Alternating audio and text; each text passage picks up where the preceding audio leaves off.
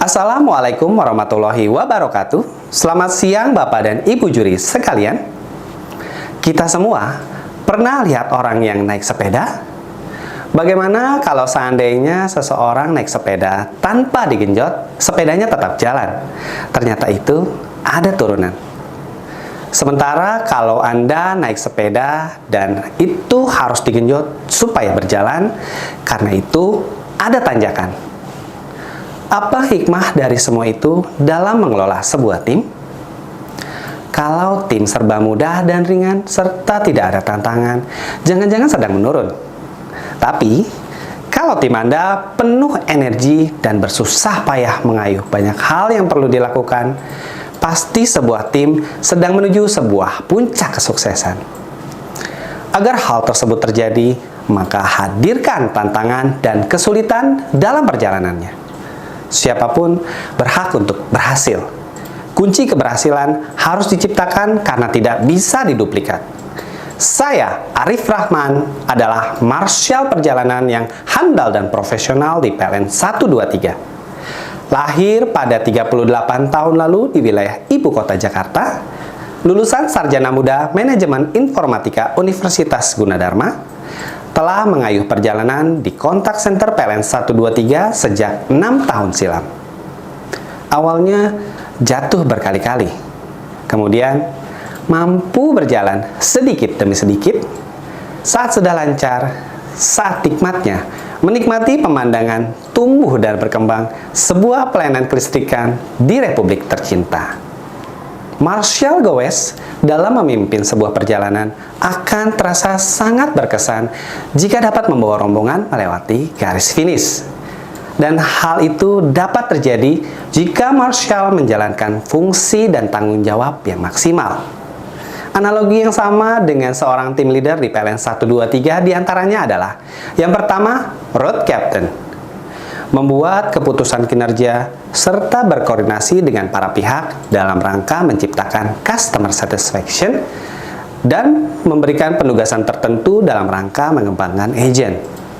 Kedua, sweeper, yaitu mengamankan tim member terhadap potensi gangguan rombongan yang datang secara eksternal dari belakang. Juga bertugas merapikan barisan secara internal dan memastikan tidak ada anggota yang tertinggal. Ketiga, technical officer, serba tahu segala proses bisnis PLN, baik yang bersifat gangguan penyaluran tenaga listrik atau proses niaga, dan memiliki tip dan trik yang nantinya untuk membantu agen di operasional kontak center 123. Bapak Ibu juri, seperti halnya sepeda yang memiliki bagian dan fungsi yang berbeda, tidak dapat melaju dengan sempurna bila pengendaranya tidak memiliki keahlian dalam bersepeda, agar terhindar dari resiko kecelakaan. Sama halnya bagi seorang tim leader, diperlukan kompetensi yang berkualitas untuk menjaga operasional agar berjalan sempurna. Kompetensi yang pertama, shifting. Kemampuan yang harus dilakukan pada saat bersepeda sehingga tidak mudah lelah dengan menyesuaikan medan yang dilalui dan kekuatan kaki. Maka solusi yang tepat adalah ganti gigi. Kompetensi ini saya implementasikan dengan cepat dalam situational leadership, mengonta-ganti karakter memimpin, menyesuaikan dengan sikap dan perilaku membernya adalah saya jagonya di sana. Kedua, fitting. Ketika mendebat dan meributkan ilmu sepeda, maka tetap saja sepeda itu belum berfungsi. Mendebat dan meributkan ilmu sepeda sambil tidak bersepeda boleh jadi tidak akan bertemu kebenarannya. Lebih konyol lagi, dari membicarakan ilmu sepeda bergeser menjadi penghakiman terhadap pesepeda. Kalau mau mendebat dan meributkan ilmu sepeda, lakukan sambil bersepeda. Nanti akan ketemu kebenarannya karena sekaligus membuktikan ketika bersepeda dan kebenarannya akan ditemukan. Dari pemaparan ini, sebagai seorang tim leader, saya sangat paham dengan proses bisnis PT PLN yang dinamis, mengetahui jelas apa yang dilakukan unit penindak dalam menindaklanjuti keluhan pelanggan, dan piawai dalam menerjemahkan skenario operasi layanan kontak center 123. Ketiga, goals oriented. Setiap pelaku gowes pasti ada tujuan yang harus dicapai oleh mereka. Mulai untuk kesehatan, sampai dengan gaya hidup, atau tujuan yang lainnya. Sebagai pemimpin dan membawahi 10 orang tim member dalam melampaui target perusahaan, untuk hal itu, saya ahlinya dalam memberikan solusi-solusi unik agar kami semua selalu berjumpa di garis finish setiap periode bulanan. Sebuah sepeda akan mencapai keseimbangan jika kita terus-menerus mengayuh pedal. Prinsip dasar inilah yang saya gunakan untuk menghadapi kondisi tersebut selain pencapaian target-target yang terus menantang. Beberapa tahun belakangan ini, banyak pelanggan mengeluhkan pelayanan kelistrikan sehingga membuat PLN dipertanyakan terkait kualitas layanannya. Mulai boomingnya keluhan lonjakan rekening dan diisukan menaikkan tarif listrik secara sepihak. Ditambah cukup banyaknya gangguan penyaluran tenaga listrik di seluruh Indonesia. Selain di luar masalah PLN 123, kami juga mengalami beberapa kondisi kritis. Banyaknya kondisi anomali tersebut membuat kami tidak akan menyerah kalah. Berpikir sangat keras untuk menghadapi kondisi psikologis pelanggan, karena muka layanan BUMN terbesar ini diserahkan sepenuhnya kepada kontak center 123. Oleh sebab itu, saya ciptakan program hebat, yaitu Looping Project Group. Dengan adanya program ini, saya sangat yakin seorang agen dapat mencapai hasil yang maksimal. Tentunya disertai dengan usaha yang optimal dan kondisi layanan segera pulih kembali. Program Looping Project Group tercetus atas dasar adanya 3 kondisi kritis. Yang pertama, slow response. Dari semua pelatihan yang telah diberikan kepada agen, masih ada temuan yang mengganjal sehingga target average handling time tinggi. Harus ada langkah nyata dalam melindungi target-target perusahaan agar transaksi lebih efektif. Kedua, fusion catalog. Pemahaman product knowledge yang dinamis menjadi penghambat dalam menindaklanjuti keluhan pelanggan secara cepat. Karena kecepatan layanan pelanggan adalah goals yang harus dicapai di kontak center PLN 123. Hal ini berimbas pada meningkatnya aux coaching. Aux coaching yang dimaksud adalah waktu tambahan dalam pembuatan laporan setelah melewati after call work. Ketiga, bad presence. Kehadiran menjadi hal penting untuk pencapaian target produktivitas, yaitu 78%. Sebagai contoh, jika 1 hari saja tidak hadir, tentu akan mempengaruhi target presensi.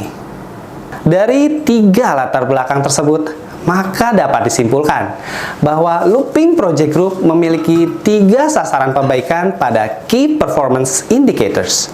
Yang pertama, average handling time. Kedua, aux coaching. Ketiga, produktivitas. Pada periode 2019, semua target tidak berjalan mulus, dikarenakan masih terdapat kekurangan. Selama periode target 2019, untuk average handling time niaga dicapai dengan nilai tertinggi 290 detik di bulan September dan terendah di bulan November 259 detik. Dengan target AHT 314 detik. Sama halnya dengan average handling time complaint dicapai dengan nilai tertinggi 234 detik di bulan Januari dan terendah 260 detik di bulan Mei dan Juni dengan target AHT 218 detik.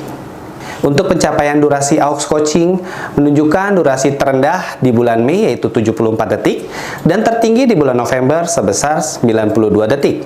Saya membandingkan dengan nilai FRR agar program aux coaching yang saya jalankan dapat terlihat pencapaiannya, bahwa semakin sedikit durasi aux coaching yang digunakan, maka semakin besar nilai FRR agent tersebut.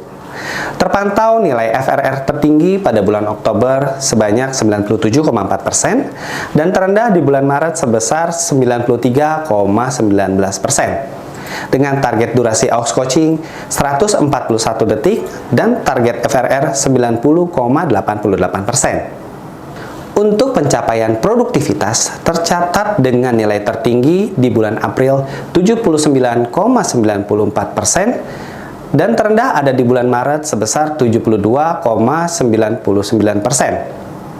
Data tersebut saya gabungkan dengan target presensi agar terlihat pergerakannya. Bahwa semakin tinggi nilai presensi, maka semakin bagus nilai produktivitas.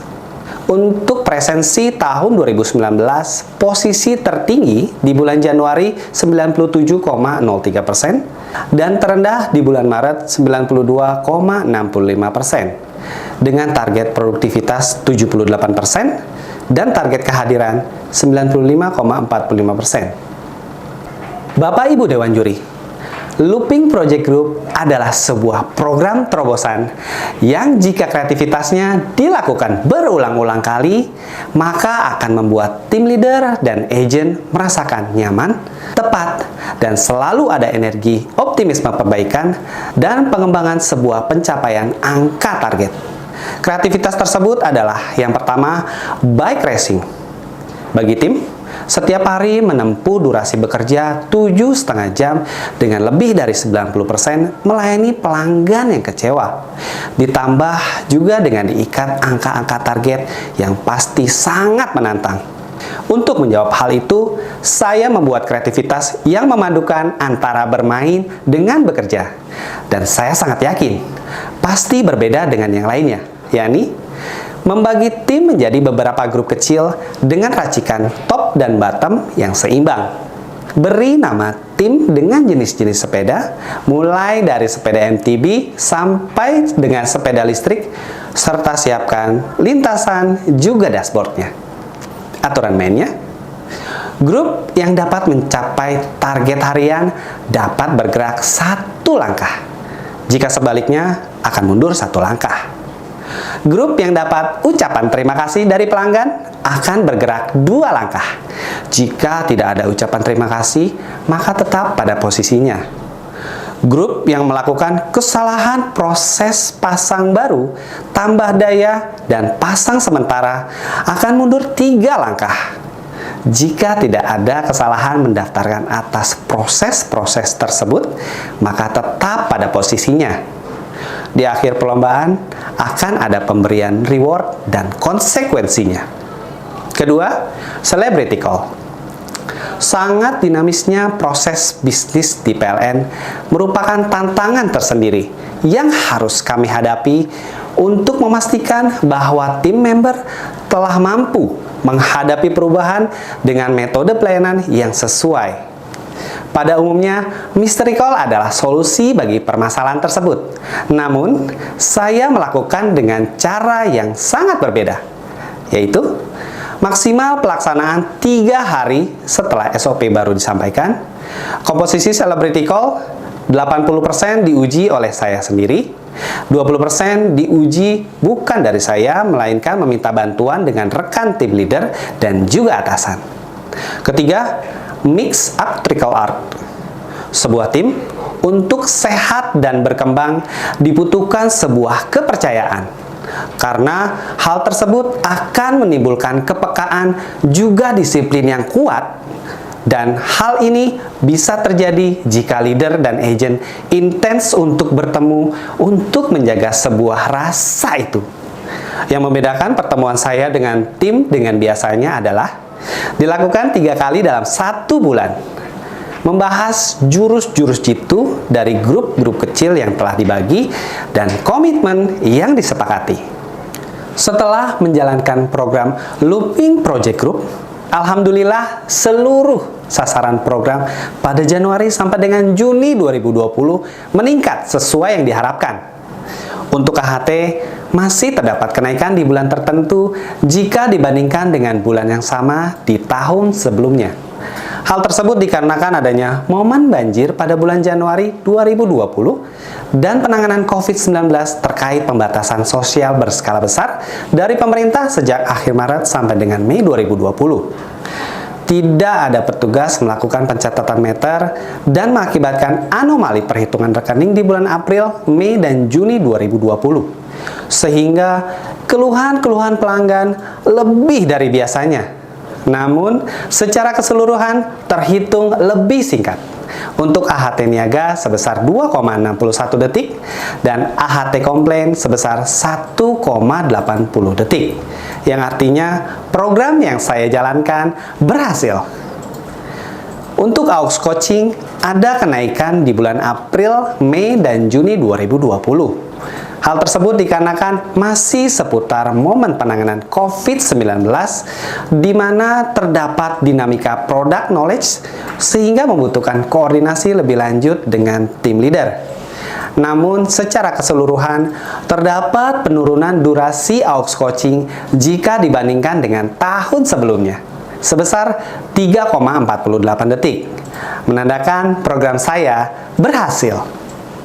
Untuk produktivitas secara keseluruhan, untuk target yang satu ini bisa dikatakan berhasil dikarenakan terdapat tren yang positif dari mulai Januari sampai dengan Juni 2020 dibandingkan dengan tahun sebelumnya, dengan persen kenaikan sebesar 4,80. Walaupun di bulan April dan Mei 2020 terdapat sedikit penurunan, namun masih di atas target perusahaan. Pengembangan diri yang saya lakukan selama periode Januari sampai dengan Juni 2020 adalah mengikuti sertifikasi tim leader. Dari hasil kegiatan tersebut, saya dapat menilai target operasional perusahaan serta mengelola tim secara optimal. Kedua adalah Fun Bike Officer di lingkungan PLN 123. Hal tersebut berguna untuk meningkatkan stamina agar tubuh lebih bugar, serta menumbuhkan nilai persahabatan, sehingga memperkecil batasan egosentris agar tercipta lingkungan kerja yang sehat dan kuat. Terakhir, sebagai pemacu gairah kerja agent, saya ciptakan One Week, One Hour Meeting Class untuk bahasan segala hal, baik di dalam maupun di luar lingkungan pekerjaan, sehingga dapat menambah pengetahuan tentang informasi terbaru dan memberikan masukan positif dengan berkaca dari orang-orang sukses agar semangat kerja tetap terjaga. Alhamdulillah, berkat hasil kerja keras dan semangat positif yang saya terapkan, pencapaian kinerja mencapai hasil positif seperti yang diharapkan. Mulai dari FRR, AUX Coaching, produktivitas, dan presensi di atas rata-rata pencapaian target perusahaan. Dalam kurun waktu 6 bulan, seluruh KPI tercapai 100%. Namun, masih ada 3 KPI yang meningkat dibanding dengan tahun sebelumnya, yaitu AUX Coaching di bulan Maret hingga Juni 2020, serta penurunan KPI produktivitas di bulan Mei, dan FRR di bulan April 2020. Hal tersebut dikarenakan adanya dinamika product knowledge dan pembatasan sosial berskala besar terkait COVID-19 yang tidak diprediksi sebelumnya. Namun, secara keseluruhan, di bulan berikutnya, hal tersebut berhasil saya perbaiki hingga menimbulkan tren yang positif. Dengan hasil yang telah dicapai tersebut, tentu membuat kepuasan tersendiri dalam diri saya. Namun, keinginan untuk terus-menerus menggali potensi dalam diri harus tetap dihidupkan. Kedepan, motivasi pengembangan yang ingin dilakukan adalah spiritual quotient. Memiliki sandaran SQ yang kuat akan membangun fondasi hati yang berkualitas sebagai kontrol diri. Tentunya sangat berguna bagi kehidupan sosial di lingkungan perusahaan. Berikutnya adalah screening, yaitu membaca karakter personal. Hal ini bermanfaat untuk menghadapi tipe perilaku setiap orang, karena satu tim member, sikap dan perilakunya tentu tidak akan sama, sehingga mempelajari perilaku sangat bermanfaat untuk kegiatan tim leader. Terakhir adalah mind mapping, di mana hal tersebut sangat berguna bagi bidang kerja yang saya geluti saat ini, agar memudahkan klasifikasi, permasalahan, dan juga info terupdate. Bapak Ibu juri, izinkan saya menyampaikan informasi. Akhir-akhir ini, banyak pelanggan PLN mengeluhkan lonjakan tagihan rekening. Seringnya keluhan tersebut diarahkan ke PLN. Namun, tahukah Bapak Ibu sekalian bahwa kebocoran instalasi di dalam rumah juga bisa mengakibatkan meningkatnya konsumsi listrik dan tetap terukur oleh box kWh meter walaupun tidak ada penggunaan elektronik sama sekali. Penyebabnya dari kabel instalasi di dalam rumah yang sudah tidak layak, terkelupas, atau sambungan antar kabel yang tidak sempurna dan menempel di massa bumi atau tembok. Solusinya, Bapak dan Ibu bisa melakukan pengecekan instalasi di dalam rumah dengan bantuan biro instalatir untuk mencari sumber kebocoran tersebut. Karena kewenangan PLN dari tiang listrik sampai box kWh meter. Saya Arif Rahman, tim leader PLN 123. Dobrak penghambat untuk menggapai tim hebat. Terima kasih. Wassalamualaikum warahmatullahi wabarakatuh.